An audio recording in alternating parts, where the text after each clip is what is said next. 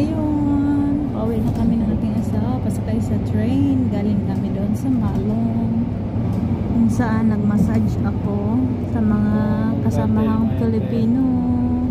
Okay guys, chika lang.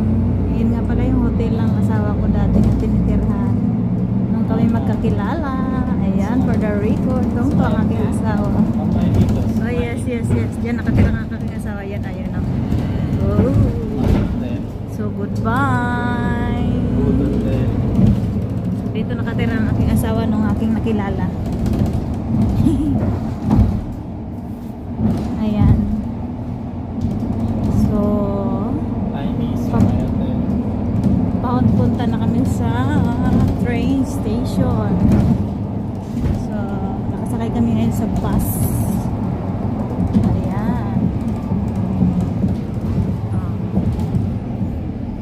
Tapos yan ay pool, may pool sa likod. Diyan kami naligo ng aking biyanan kasama at saka yung kapatid ng aking asawa. Ayan ang lugar. Ang ganda niya. Kami lang ng aking asawang sakay sa train, sa bus.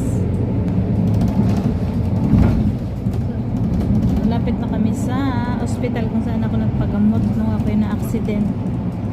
Yan nga pala yung ospital. Ayan, dyan ako nagpagamot nung ako'y na-aksidente dito sa Europe. Na ilang taon din ako nag-suffer. At until now, nagpapagaling pa. Yung hospital, grabe ang memories ko sa lugar na ito. Ayan. So, ayan. Dito, umiikot ang aming buhay ng ating asawa. Ayan, goodbye, Zala! Ayan, nakakamiss ang lugar na ito.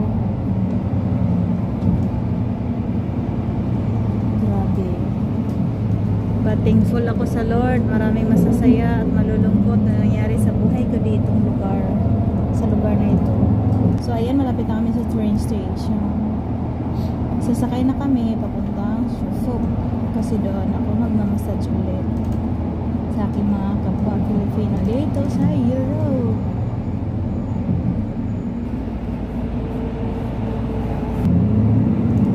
Ay, thank you Lord. Blessing for the life. Meron mang pagsubok, kinakaya ko.